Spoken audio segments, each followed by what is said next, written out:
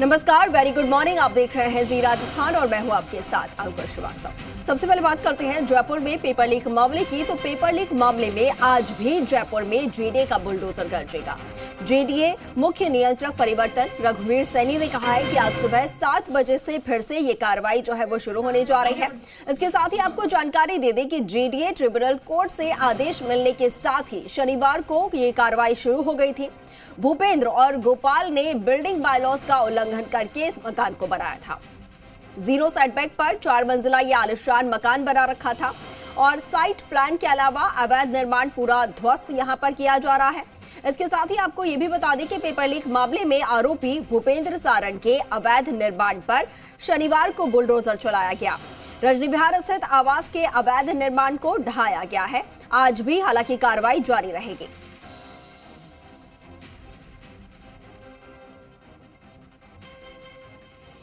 तस्वीरें आपको दिखा रहे हैं। पेपर लीक मामले में मुख्य आरोपी भूपेंद्र सारण के अवैध निर्माणों पर जेडीए का बुलडोजर अगले 2 दिनों से यहां पर चल रहा है और हमारे सहयोगी दीपक लगातार इस खबर पर नजर बनाए हुए हैं। हर एक तस्वीर, हर एक अपडेट हम तक पहुंचा रहे हैं। दीपक, आज भी जेडीए का जो बुलडोजर है वो यहां पर गरजने वाला है। आज भी जेडीए की कार्रवाई जारी रहेगी। कहां तक कार्रवाई पहुंची है और अभी कितना और हिस्सा बाकी है? देखिए, आज इस कार्रवाई का तीसरा दिन है और आज जो कार्रवाई है वो मैनुअल तरीके से होगी, क्योंकि आस पड़ोस का जो हिस्सा है, आस पड़ोस के जो मकान है वो चरपेटे में बने हुए हैं, तो उनको जनहानि नहीं हो, इसलिए आज जो कार्रवाई है वो मैनुअल तरीके से होगी। साइट प्लान के अनुसार जो निर्माण है उसको छोड़ा गया है और अभी तक 2 दिन में यानी कह सकते हैं कि 90% जो कार्रवाई है पूरी हो चुकी है। आज 10% जो हिस्सा रह गया है उसको ध्वस्त मैनुअल तरीके से किया जाएगा।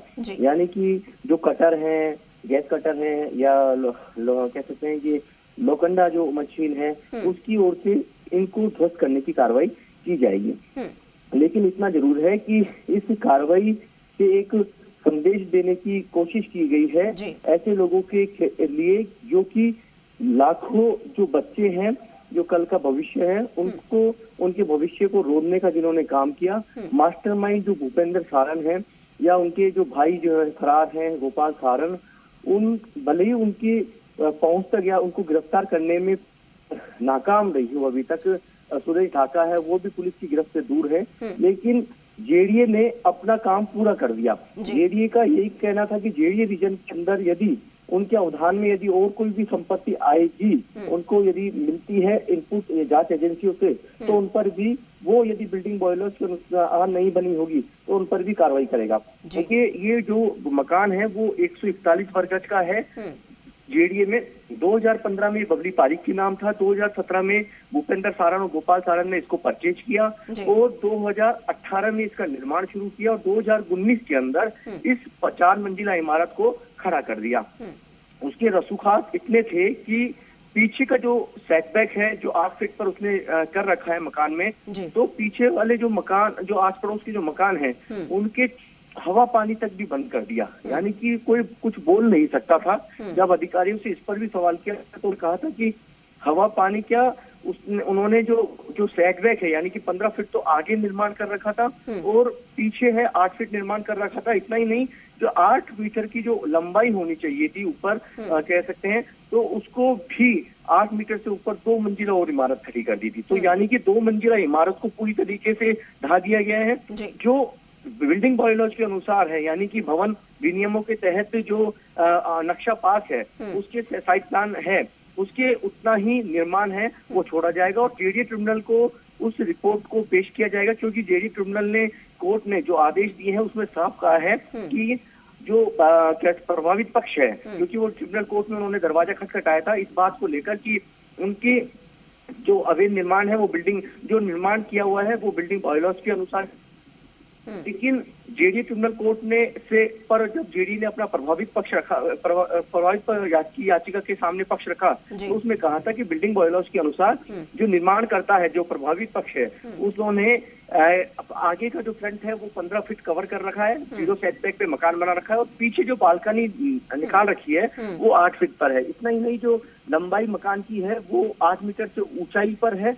तो ये निर्माण हटाना बेहद जरूरी है। गंभीर वायोलेशन के साथ में गंभीर अपराध किया है इन्होंने। अपराध इसलिए किया है कि जब बच्चे परीक्षा देने जा रहे थे, स्कूल के अंदर परीक्षा केंद्रों पर पहुंच चुके थे, और जब परीक्षा केंद्रों पर बच्चे पहुंच गए थे और उसी समय ये पेपर बस में सॉल्व कराया जा रहा था, पुलिस को भनक लगी। पुलिस ने उनको सभी को, बच्चों को है बस में जिसमें सॉल्व कराया जा रहा था, उनको डिटेन किया, पकड़ा, और सीधे तार जब जुड़ते गए तो भूपेंद्र सारण, सुरेश ढाका, विश्नोई, इनके तार जुड़ते गए। हालांकि भूपेंद्र सारण और सुरेश ढाका है अभी पुलिस की गिरफ्त से दूर है, लेकिन इतना जरूर है कि उनकी जो कोचिंग इंस्टीट्यूट चलती थी किराए पर, उसको पूरी तरीके से ध्वस्त किया गया, और उसके बाद में उसके आवास पर ये बुलडोजर चलाया गया, जो 3 दिन से लगातार चल रहा है। आज मैनुअली कार्रवाई होगी।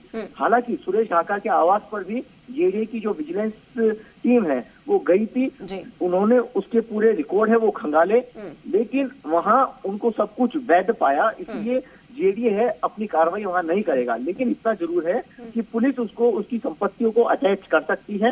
वो उसने अपने पिता मांगीलाल के नाम से फ्लैट है वो खरीद रखा है।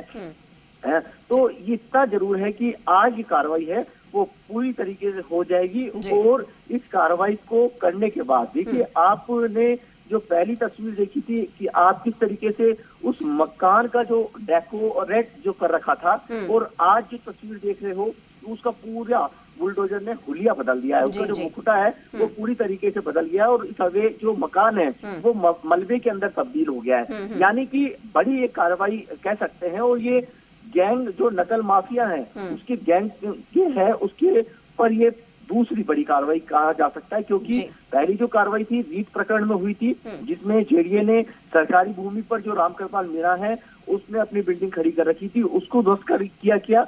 उसके बाद में शिक्षक भर्ती परीक्षा के अंदर जो मास्टरमाइंड है भूपेंद्र सारण और सुरेश ढाका, इनकी जो अधिगम कोचिंग इंस्टीट्यूट जो किराए पर संचालित कर रहे थे उसको ध्वस्त किया। अब भूपेंद्र सारण और उसके भाई की जो संपत्ति रजनी विहार अजमेर रोड पर स्थित है जेडीए अप्रूव्ड कॉलोनी के अंदर, उसको उनके भी अवैध निर्माण पर ये बुलडोजर चलाया है। और ये ध्वस्तीकरण की जिस तरीके से कार्रवाई की गई है दीपक, कहीं ना कहीं सरकार की तरफ से ये कड़ा संदेश दिया गया है कि अगर इस तरीके से युवाओं के भविष्य के साथ कोई खिलवाड़ करने की सोचता भी है तो उसे कृत्य करने से पहले कई बार सोचना होगा, क्योंकि सरकार जो है वो किसी भी हालत में उन्हें बख्शा नहीं जाएगा उन्हें सरकार की तरफ से। तो ये एक बड़ा संदेश सरकार की तरफ से दिया गया है, जीडी की तरफ से ये कार्रवाई की गई। दीपक, बहुत शुक्रिया आपका तमाम जानकारी साझा करने के लिए। और कार्रवाई जो है वो लगातार यहाँ पर जारी है, आज तीसरा दिन है और 10% का मैनुअली काम जो है वो बाकी है, और उसके बाद आज लगभग ये जो कार्रवाई है वो पूरी हो जाएगी।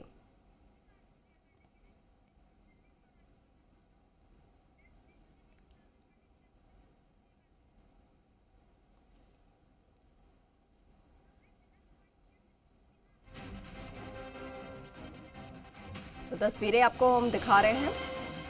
आज तीसरा दिन है इस कार्रवाई का, और शनिवार को ट्रिब्यूनल कोर्ट की तरफ से जैसे ही आदेश मिला, जेडीए ने अपनी कार्रवाई शुरू कर दी थी। पहले से ही जेडीए का जो बर्तन दस्ता था वो यहाँ पर मौजूद था कार्रवाई के लिए, और उसके बाद अब 10% का काम बच गया है और मैनुअली से तोड़ा जा रहा है, और आज ये कार्रवाई पूरी हो जाएगी।